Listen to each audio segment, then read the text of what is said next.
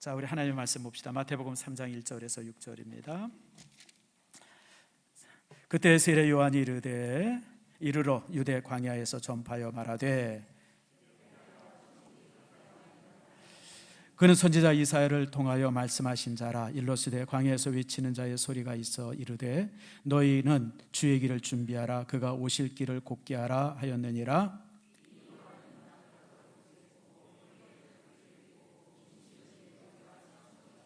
이때에 예루살렘과 온 유다와 요단강 사방에서 다 그에게 나와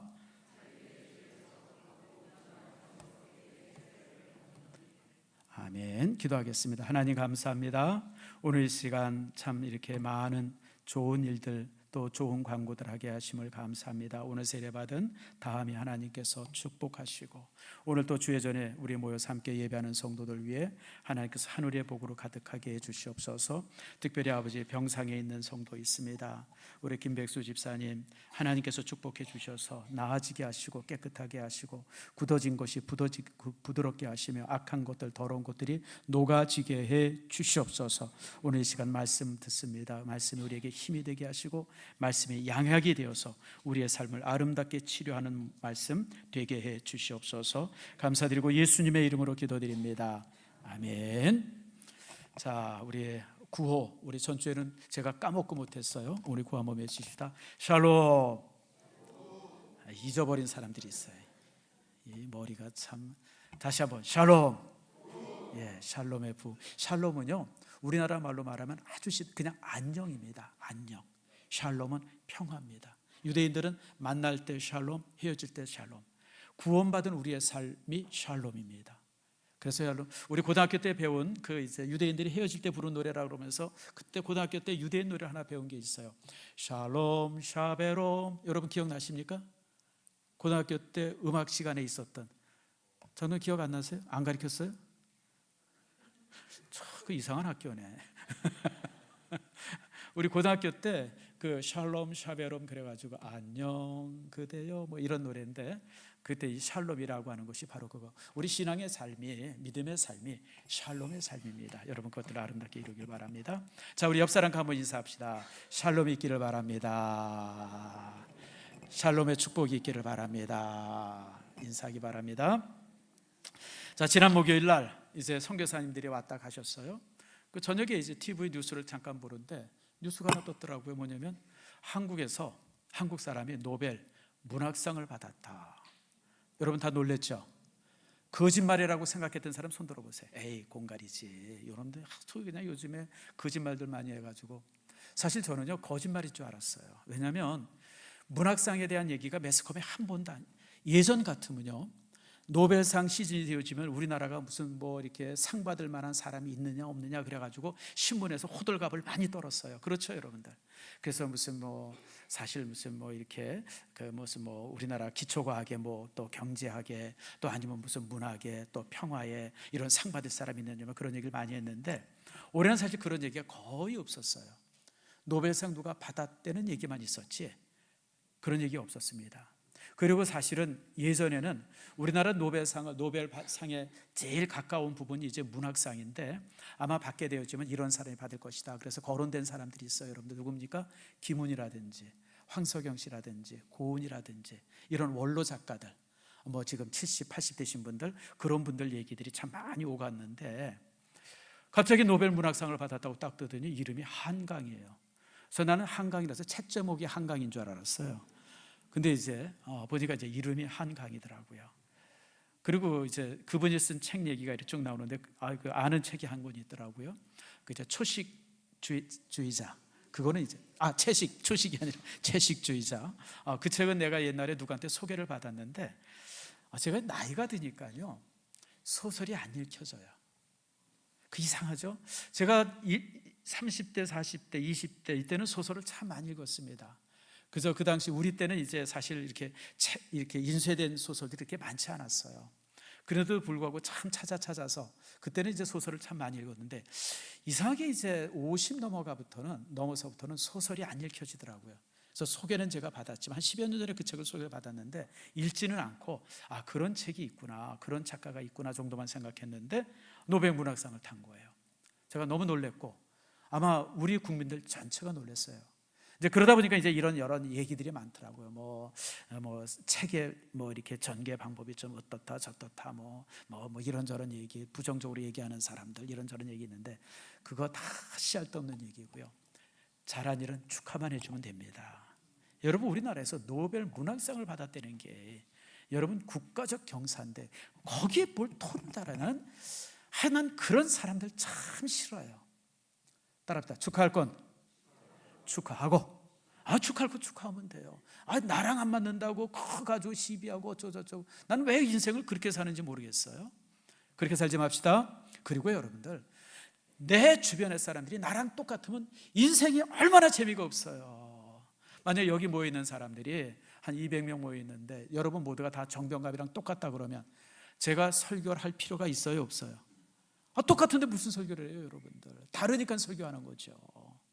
그래서 여러분들 다름은 축복입니다. 나는 우리나라 사람들이 다양한 게 굉장히 큰 축복이고요. 우리나라가 이만큼 성장하는 성장의 동력이 무엇이냐? 이 다름이에요. 서로 간에 다르고 다름 속에서 경쟁하고 나가고 그러면서 여기까지 왔죠. 획일적인 사회는 망합니다. 대표적인 게 북한 아니에요. 북한이 얼마나 획일적이에요. 북한의 모든 경제나 이런 것들은 다 계획 경제입니다. 그런데 여러분 북한은요 한 번 무너지고 나서부터 못 일어서잖아요. 획일화돼서 그래요. 다양성은 축복입니다. 정치적 다양성, 관심의 다양성, 학문의 다양성, 그리고 서로 다른 얘기들 주고받고 그 다름 때문에 서로 막 토론하고 그냥 피 튀기게 얘기하고 여러분 이건 축복이에요. 이런 복받음을 가진 나라가 많지 않습니다. 많지 않아요 여러분들. 세계에서 다름을 가지고 이렇게 우리나라처럼 다양하게 서로 여러분 아랍권 같은 데서 다른 얘기하면 바로 총사 죽입니다. 바로 태형 맞아 죽습니다. 아랍권에서는 다른 얘기 못합니다. 공산권도 마찬가지죠. 여러분 중국도 마찬가지예요. 중국, 러시아, 그 다음에 북한 다름을 무슨 소리 얘기해요. 그래서 여러분들 다름은 축복임을 기억하세요. 그런데 여러분 여기서 제가 한 가지 여러분에게 퀘션을 줍니다. 여러분 이 한강이라고 하는 이 작가가 이렇게 큰 이 상을 받았는데 숨은 공로자가 있어요. 아무도 모르는데 아무도 관심이 없는데 숨은 공로자가 있습니다. 근데 그분 없이는 이 상을 못 타요. 누굴까요? 예, 권사님 맞아요. 번역자예요, 번역자. 저는 사실은 이 한강이라고 하는 작가에도 굉장히 관심이 있었지만 번역자에 대해서 되게 관심이 누가 번역했나. 근데 이제 이분의 책을 최초로 번역한 분이 이제 인터뷰한 것이 나왔어요. 뭐냐면 한 10여 년 전에 이제 채식주의자부터 이제 이 인터뷰를 이제 번역을 했는데 그 당시 이제 K에 대한 K 드라마, K 노래, 팝, 그다음에 K 음식 이런 것들이 막 이제 유행하기 시작했을 때 문학도 한번 보자. 그래가지고 이제 번역을 시작했다는 거예요. 근데 여러분 한국말이 얼마나 어려워요. 오늘 최 장로님 기도 잘했는데 한번 번역해 보세요. 영어 잘하시니까 거시기 번역해 보세요. 번역해봐요. 제일 많이 쓰는 말인데 거시기 제일 많이 쓰는데 유집사님 한번 번역해 보세요. 이게 번역을 못해요. 한국말은 한글은 세계에서 가장 쉬운 단어인데 그 글인데 한글은 세계에서 가장 어려운 글이랍니다. 너무 포함되고 함축적이고 또 형용사나 이런 부분들이 너무 다양하기 때문에 실제 이 한국의 책들을 번역한다고 하는 것은 사실 이게 그 책을 한 권 새로 쓰는 것만큼 어렵다고 합니다. 그러니까 다시 말해 우리나라에 좋은 작가들이 많잖아요. 김훈이라든지 황석영 씨라든지 그 외에 이런저런 작가들 꽤 많은데 그분들이 왜 노벨상을 못하냐면 번역된 책이 없는 거예요. 황석영 씨가 쓴 그 큰 대하소설 같은 걸 무슨 수로 번역을 하겠어요. 김훈 씨도 마찬가지고 이런저런 작가들.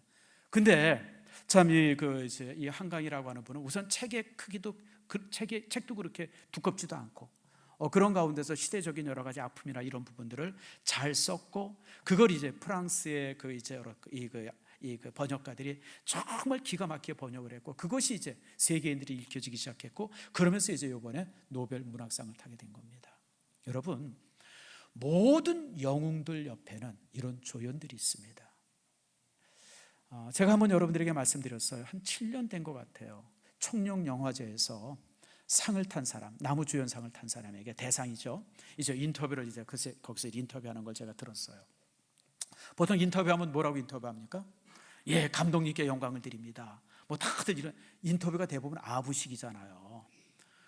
근데 그 탤런트가요, 그 영화 배우가 뭐라냐면, 예, 저는 오늘 이 상을 탄 것을 제 주변에서 저를 도왔던 모든 스태프들에게 영광을 돌립니다. 야, 그 말 들었을 때 제가 그냥 소름이 쫙 끼쳤어요. 아마 여러분 여기 들은 분들 기억날 겁니다. 한 7년 된 것 같아요. 내가 이름은 기억이 안 나네요. 얼굴도 기억이 안 나는데 아무튼 왜 그러냐면, 그러면서 그분이 그런 얘기예요. 제가 주연상을 탔지만 저는 그분들이 다 준비해 놓은 곳에 그냥 섰을 뿐입니다. 실제 상을 타야 될 분들은 그 스태프들입니다.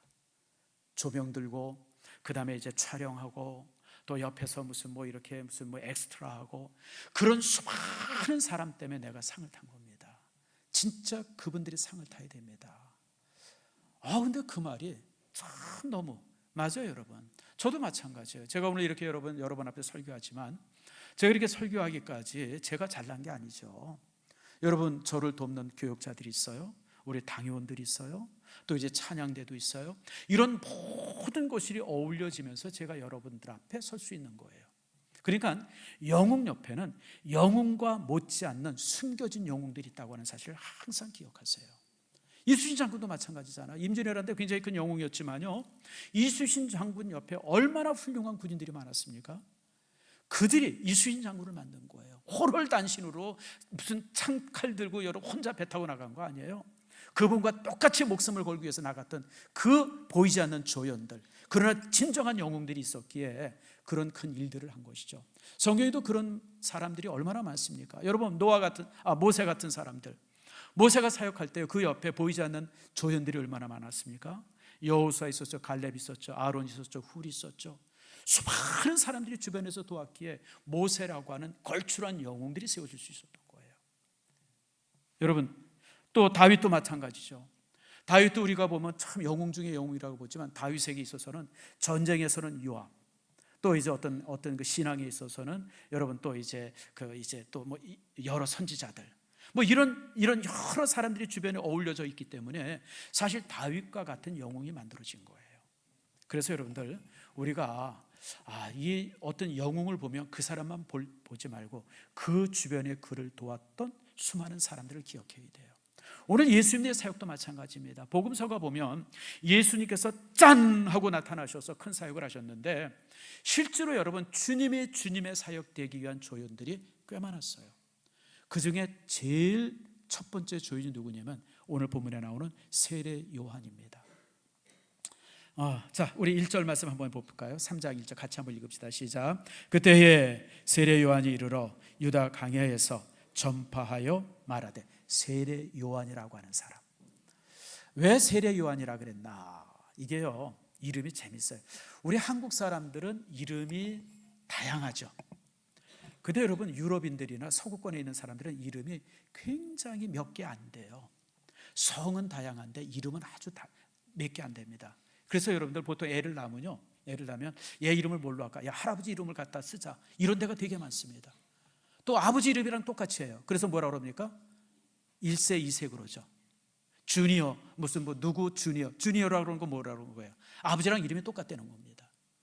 그래서 그 사람들은 이름을 그렇게 쓰기 때문에 동명이인들이 되게 많습니다. 성경에도 보면요, 이 이름이 제일 많은 이름이 뭐냐면 예수님 당시에 여자들 낳으면 거의 절반 가까이가 마리아입니다. 성경에 마리아라고 한 이름이 7 나옵니다. 예수님의 엄마 마리아 있어요. 막달라 마리아 있어요. 또 이제 요한의 어머니 마리아 있어요. 또 로마 교회의 일꾼이었던 마리아 있어요. 저시기 마리아 있고 그시기 마리아 있고, 그래서 이 마리아가 총 7명이나 돼요. 또 남자 이름들 중에서 제일 흔했던 이름이 유다입니다. 유다라는 예수님의 제자 중에 사도 유다도 있고요. 또 이제 가론, 그리고 또 이제 또 섞갈리니까 또 이제 유다가 또 있어서 이 이름을 또 가론 유다라고도 했고요. 또 이제 아무튼 유다라는 이름, 또 요한이라고 하는 이름도 많아요. 근데 이 요한이라고 하는 이름이 여럿 있는데, 이제 구분하기 위해서 예수님의 제자였던 요한은 사도 요한, 예수님에게 세례를 줬던 요한은 세례 요한. 그래서 구분하는 겁니다. 근데 여러분, 교회 나오는 사람들 중에서 신앙생활하는 사람들 중에 이 둘을 되게 헷갈려해요. 이 요단은 도대체 누구고 저 요단은 도대체 누군가, 죽었대는데 어떻게 또 살아가지고 또 있나, 이게 구분을 못해서 그래요. 세례 요한은 누구라고요? 예수님께 세례를 주고 사라진 사람입니다. 근데 그 사람은 이미 600년 전부터 그가 올 거라고 예언되어 있는 사람이에요. 오늘 3절이 그걸 말합니다. 3절 말씀 봅시다. 같이 읽겠습니다. 시작. 그가 선지자 이사야를 통해서 말씀하신 자라. 다시 말하면 이사야 선지자가 예언한 사람이에요. 어떤 사람입니까? 일러스되 광야에 외치는 자의 소리가 있어 이르되 너희는 주의 길을 준비하라. 그가 오실 길을 곧게 하라 하였느니라. 광야에 누가 있어요? 외치는 자. 다시 말하면 광야에 외치는 자가 하나 있어요. 근데 그가 뭘 외치느냐? 이제 메시아가 오면 그 길을 곧게 하고 준비하는 것을 외치는 사람이 이제 앞으로 올 것이라고 하는 거예요. 그가 누구예요? 그가 바로 세례 요한이에요. 다시 말하면 세례 요한은 참 대단한 사람입니다. 참 영광된 사람인데, 아무튼 그렇게 이제 세례 요한이 왔어요. 그래서 오늘 이 시간에 이 세례 요한을 통해서 이제 참 좋은 조연의 모습이 무엇인가, 그리고 그가 우리에게 주었던 교훈들이 무엇인가를 함께 나눕니다. 자, 먼저는 이제 다시 한번 1절 봅시다. 그때는 뭘 말하냐면 예수님이 복음을 증거하던 그때를 말합니다. 그때에. 다시 말해 예수님께서 이제 복음을 증거하기 위해서 막 이제 공생애가 시작하려고 하는 바로 그 순간에 누가 나왔어요? 세례 요한이라고 하는 사람이 나온 겁니다. 근데 그가 이르는데 그가 어디에서? 따라합시다. 어디요? 유대 광야. 성지순례 가보신 분 한번 손 들어보세요. 불쌍한 사람들 참 많네. 한번 가보세요, 여러분들. 가서 예수님이 살았던 곳이 어떤 지역인지. 저는 성지순례를 가서 제일 감동된 게 광야입니다. 특별히 작년에 이제 노회 목사님들이랑 우리 성지순례를 같이 갔었죠. 우리 노회 목사님들이 한 150분 정도 되고 교회를 사역하고 있는 목사님들이 한 70분 정도 되는데, 그 중에 거의 한 90%가 성지순례를 못 갔어요. 그래서 우리 몇몇 목사들이 모여서 우리 개척교회 목사님들 부부를 성지순례 좀 가게 하자. 그래가지고 우리 교회는 그때 이제 3천만 원 냈고, 또 부곡교회에서 또 이제 2천만 원 내고, 그렇게 해서 우리가 1억을 모았어요. 1억을. 그 1억을 모아가지고 그 목사님들과 사모님들을 이제 모시고 성지순례 갔어요. 근데 이제 작년에 가서 이제 제일 참 감동됐던 게 몇 가지인데, 그 중에 하나가 요단 광야를 갔었던 거예요. 요단 광야를 갔는데 버스에서 딱 서 있는데 문을 딱 열고 내리는데 한 발 딱 내리는데 숨이 탁 막혀요.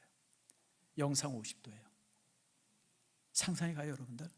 조금 가다가 그냥 간 걸로 치고 그리고 다 들어왔어요. 너무너무 더워요. 여러분, 영상 50도가 아니라 어떤 때는 영상 55도까지 올라가요. 그 사막의 기후가. 그러니까 낮에는 보통 영상 50도에서 55도, 밤이 되면 영상 10도까지 내려갑니다. 정말 살얼음이 올 정도로. 하루에 일교차가 40에서 45도가 나요. 그러니까 이게 사람 사는 곳이 아니에요. 풀도 한 폭이 없고요, 나무도 하나 없습니다. 물 한 모금 마실 데가 없어요. 바로 그게 광야입니다. 자, 여러분 한번 상상해 봅시다.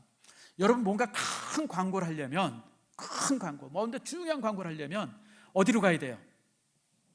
사람 많은 데 가야 돼요? 없는 데 가야 돼요? 당연히 사람 많은 데 가야죠. 여러분, ABC 협회라는 거 여러분 아시죠? 우리나라 이제 그 신문이라든지 이런 거 이제 구독수를 이렇게 이제 리서치하는 기관이 ABC 맞죠?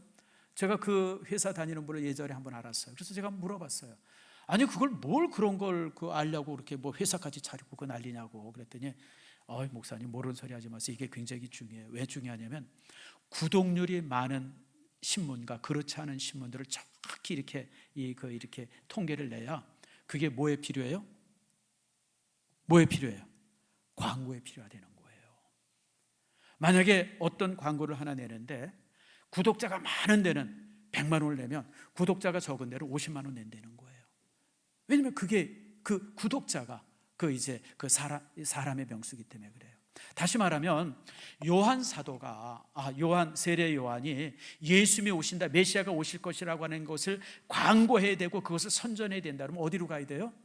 예루살렘으로 가야 돼요.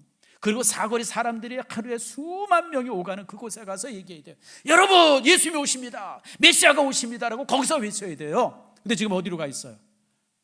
광야에 가 있어요. 광야에. 거기는 사람이 없는 곳이에요. 사람이 모이지 않는 곳입니다. 아무리 소리치고 외쳐도 누구 하나 관심 갖지 않는 곳이에요. 여러분, 내가 만약 물건이 있다고 합시다. 물건을 팔려면 어디로 가야 돼요?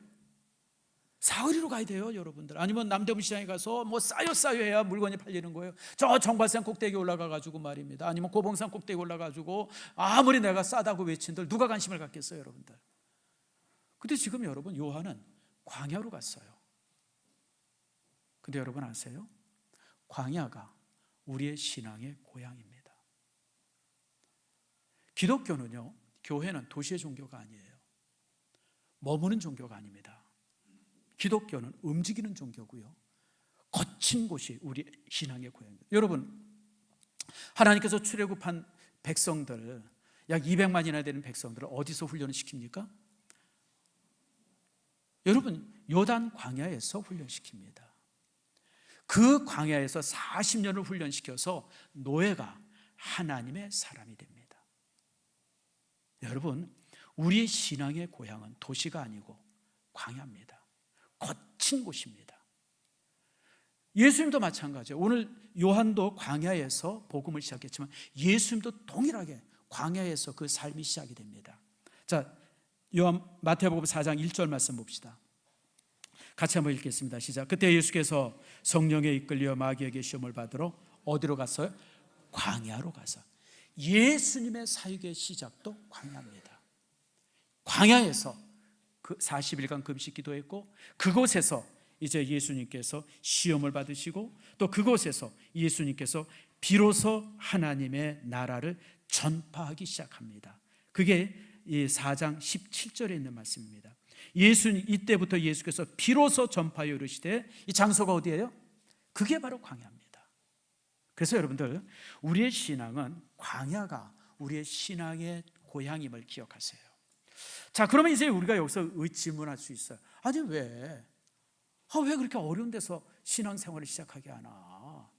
여러분, 이게 이 자리가 얼마나 좋아, 이렇게 편안하게 이런 자리 얼마나 좋은데 왜 거친 광야에서 신앙을 시작하게 하나? 이유가 있어요.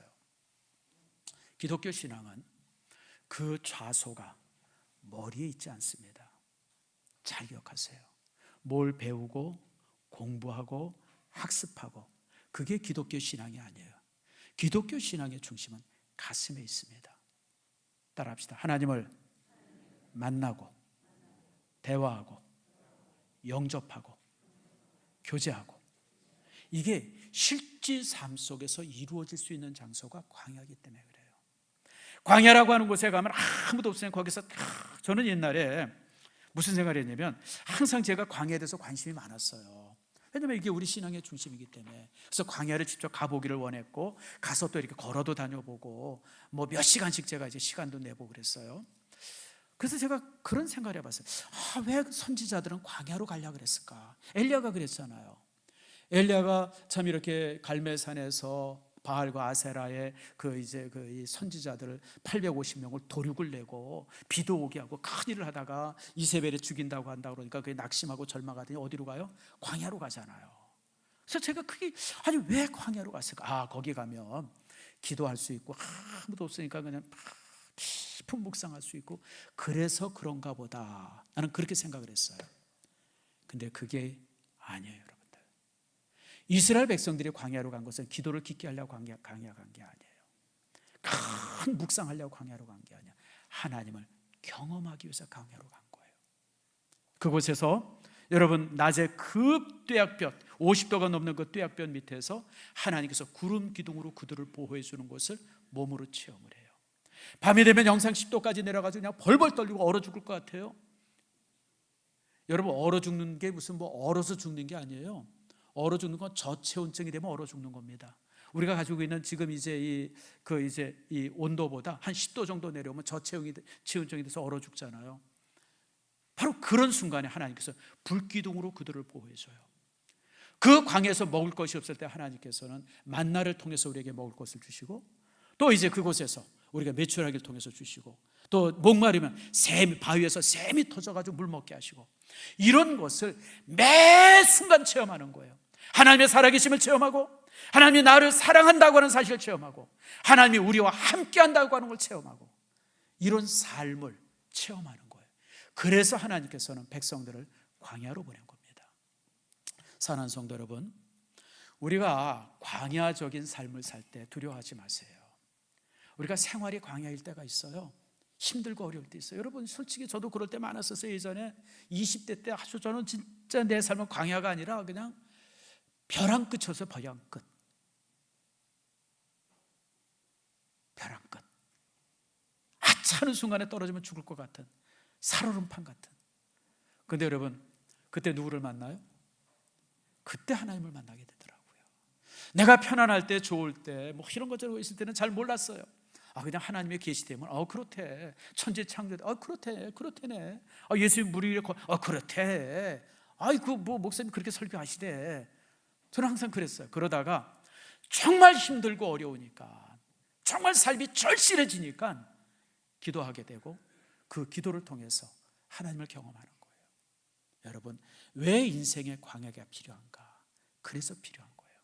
교회도요, 교회가 서 있는 자리는 영광의 자리가 아니라 광야에 서 있어야 돼요. 한국교회 가장 큰 약점이 뭔지 아세요? 한국교회가 한때 막 성장했어요. 70년대, 80년대, 90년대 그냥 막 성장해가지고 90년대 그리고 2000년대 들어가서는 우리 개신교 인구가 뭐 1000만이 넘는다, 1200만 된다 막 그러고 그랬었어요.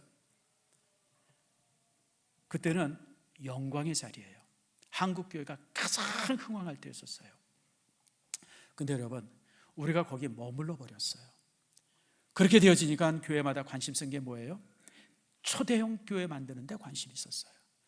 그래서 정말 100명 모이던 교회가 500, 1000명 모이게 되고, 1000명 모이니까 뭐 10,000명 모이는 교회를 목표로 하고, 10,000명 모이니까 10만 명 모이는 교회를 목표로 하고, 그냥 막 교회가 영광의 자리에 머무는 것에 그냥 관심이 있어가지고 그냥 건물 크게 세우고 초대형 교회 만들고 그거에 관심이 있었던 거예요.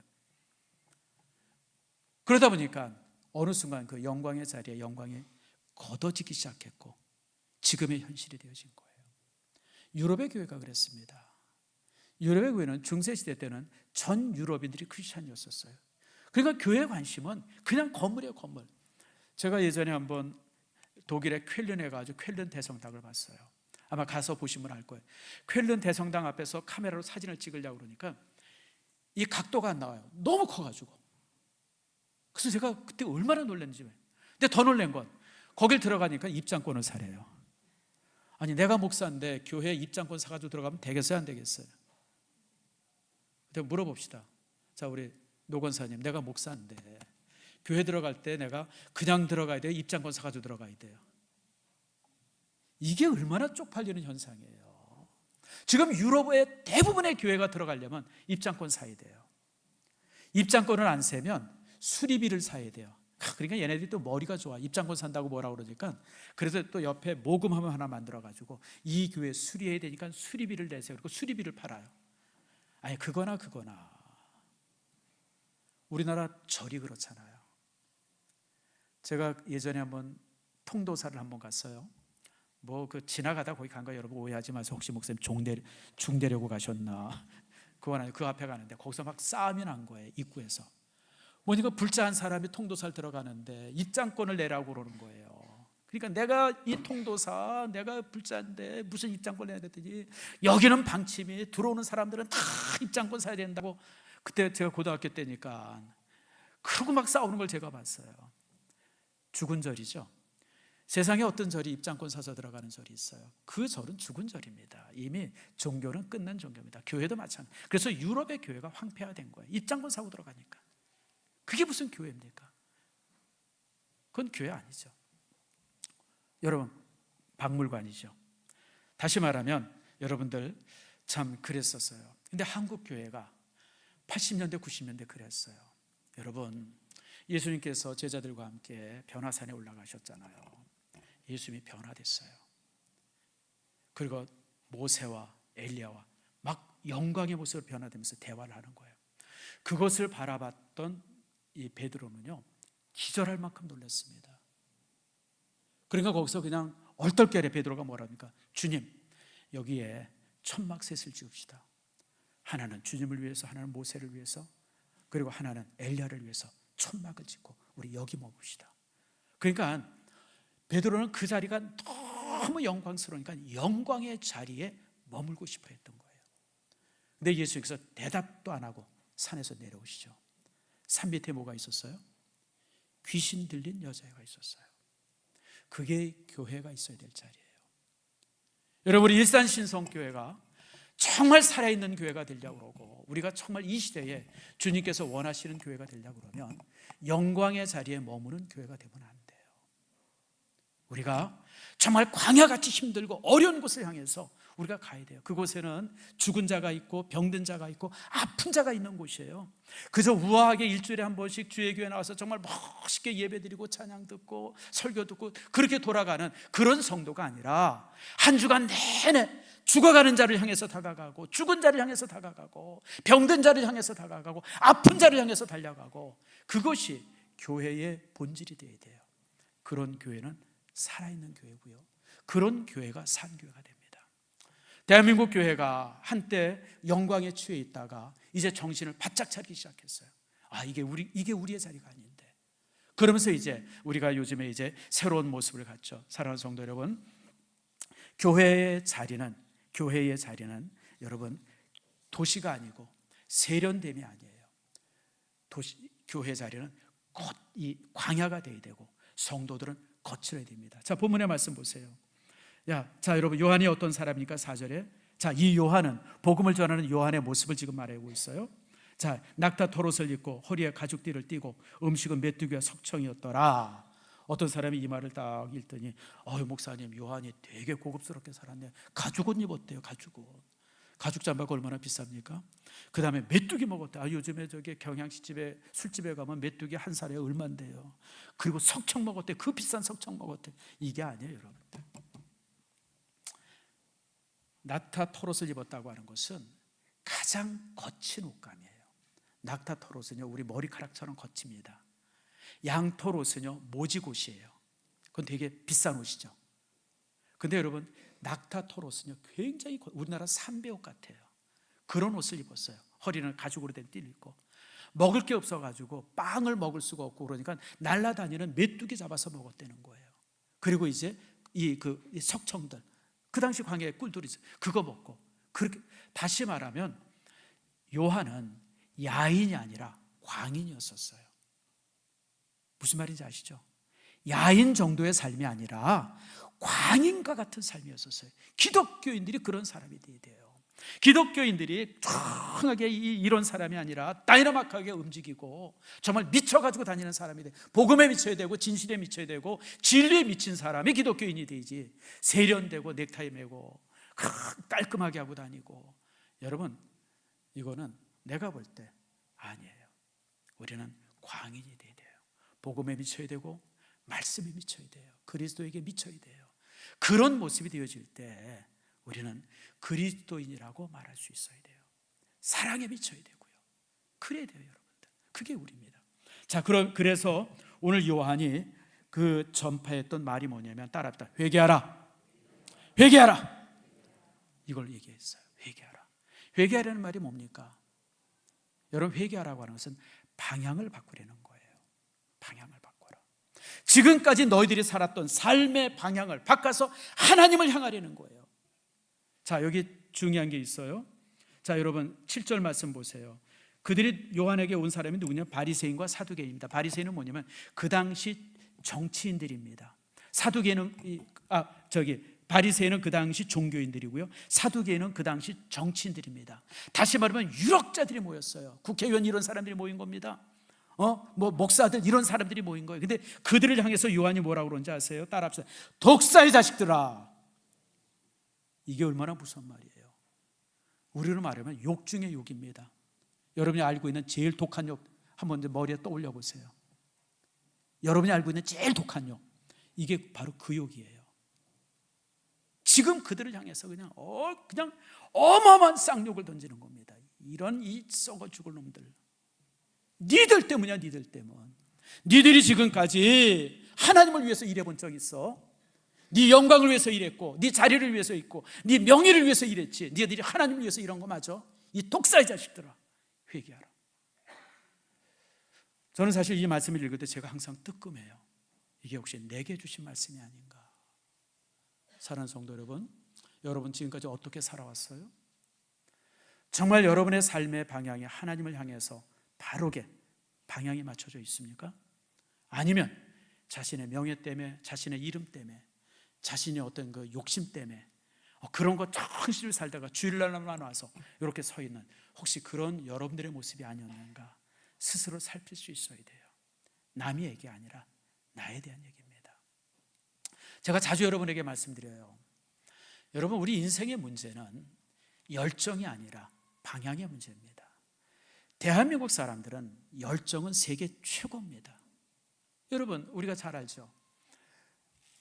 여러분, 우리가 70년대, 80년대, 60년대부터 대한민국의 모든 방향이 뭐였었어요? 그때가 발전이었습니다. 잘 살아보세요. 그게 목표였었어요. 그 목표를 향해서 온 국민들이 함께 달려갈 때 우리가 지금 선진국까지 도착한 겁니다. 70년대 넘어오면서도 대한민국의 방향이 달라졌죠. 조금. 뭡니까? 민주화라고 하는 걸로 달라졌어요. 그래서 온 나라가 그냥 최루탄 투성이었고, 그냥 그래서 민주화 이뤘어요. 지금은 좀 어떻습니까? 지금 대한민국의 방향은 그냥 사방으로 중구난방이 하나로 합해져 있지를 못해요. 그러니까 서로 그냥 싸우고 갈등하고. 여러분, 대한민국 방향이 하나가 되어야 돼요. 제사장적 국가가 되어지고 온 세계에 평화를 줄 수 있는 그런 나라로 방향 설정이 되어지면요, 여러분, 대한민국은 세계에 그걸 이룰 수 있어요. 요즘에 이제 국뽕이라는 게 있어요. 우리나라 탱크가 잘 수출되고 뭐 미사일이 수출되어지고. 여러분, 잘 수출되니까 어떤 때는 막 국뽕이 차가지고 대한민국 대단하다 했는데, 근데 저는 솔직히 싫어요. 여러분, 이게 죽음의 상인 아니에요?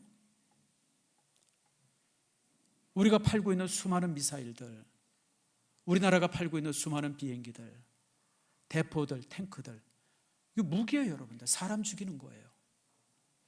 저는 그래서 수출 잘 된다 그래서 막 국뽕에 차올라가지고 막 그랬는데, 요즘엔 참 그 모습 보면서 이건 아닌데, 우리가 수출해야 될 게 저런 게 아닌데.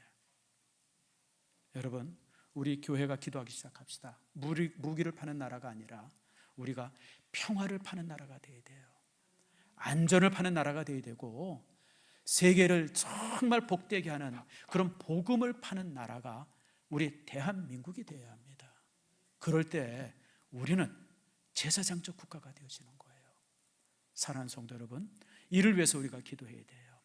세상 모두가 거친 곳을 향해서 갈 때 우리가 옳은 곳을 향해서 가고, 세상의 선진국들이 다 무슨 법 만든다 해서 거기에 현혹되지 말고 하나님의 말씀대로 살아가는 법을 우리가 주장할 수 있어야 되고, 그게 교회죠. 그게 교회다움입니다. 그런 교회가 사회를 지키고 나라를 지킵니다. 말씀을 맺습니다. 우리 집사람이 뒤에 와서 막 경고를 하고 있어요. 빨리 끝내라고. 우리 집사람 없어서 제가 한 5분 정도 더 해야 되는데, 우리 집사람이 아주 원수예요. 여러분들한테는 축복이고요. 자, 설교를 마칩니다. 사랑하는 성도 여러분, 이제 우리가 편안한 자리에서 내려가야 돼요. 자, 여러분들에게 나눠준 블레싱 데이, 여러분 축복 대상 작성자, 이 종이 한 장을 들고 여러분 가슴이 뛰어야 돼요. 내가 누구를 전도해야 되나? 내가 누구의 이름을 블레싱 데이 때 내가 불러올 수 있을까? 이런 마음을 가질 수 있어야 돼요. 그것을 가지고 한 주간 동안 여러분 단에 고민할 때, 그것이 바로 거룩한 고민이고 여러분의 삶을 광야로 내몰는 거예요. 사랑하는 성도 여러분, 세련된 믿음 생활 하려고 그러지 마세요. 거친 믿음 생활하세요. 우리 믿음의 사람들은 야인을 넘어서 광인이 되어야 합니다. 세례 요한처럼 복음에 미치고 그리스도에게 미치고 진리에 미치고 옳은 곳에 미쳐서 외칠 수 있는 여러분들이 되어야 합니다. 그럴 때 우리는 그리스도인다운 그리스도인이